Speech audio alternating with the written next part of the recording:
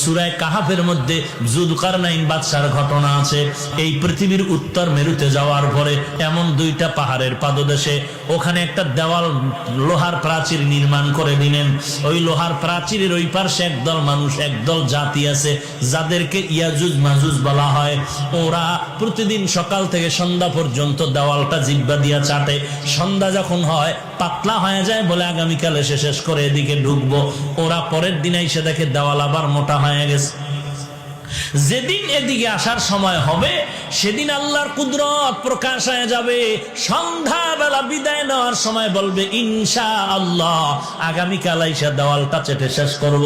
পরের দিন আইসা দেখবে দেওয়াল আর মোটা হয় নাই, ওই বাকি দেওয়ালটারে শেষ করে এদিকে আসবে।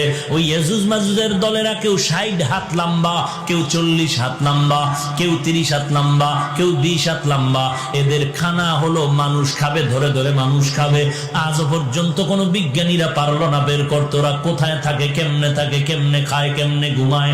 ওই রকেট চালাইছে ওদিকে যায় না, প্লেন চালাইলো ওদিকে যায় না, স্যাটেলাইট চালাইলো ওদিকে যায় না। আল্লাহর কুদরতের পর্দার মধ্যে আবৃত করা আছে। এরে নবীর উম্মতের দল, তাহলে জমিনটা কিন্তু ওই পর্যন্ত শেষ না, ইয়াজুজ মাজুজের অংশটাও পৃথিবীর অন্তর্ভুক্ত। কত বছর আগে পত্রিকার মধ্যে খবর আসলো রাশিয়ার জমিনে একটা আগুনের কুণ্ডলী নামলো জমিনের মধ্যে। খবর পাইয়া প্রশাসনের লোকেরা অস্ত্র নিয়ে আগুনের কুণ্ডলীকে ধরার জন্য আগায় গেল। দেখলো আগুনের মধ্য দিয়ে কিছু মানুষ বের হইয়া রাস্তায় হাঁটতেছে, ধরার জন্য আগাচ্ছে। যত আগায় আগুন তত পেছনে যায়। যখন দ্রুত গতিতে আগাইল ওই লোকগুলো আগুনের মধ্যে ঢুকিয়া গেল। এরপরে হঠাৎ আগুনটা উপরে উঠিয়া গেল।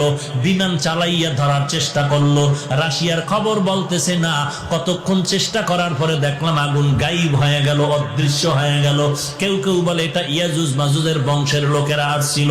এরে নবীর উম্মতের দল, আমার নবী বলেন ওই সূর্যটা এই পৃথিবীর থেকে 13 লক্ষ গুণ বড়। বিজ্ঞানের কথা। নবী বলেন আরো কত বড় হবে আল্লাহ ভালো জানেন।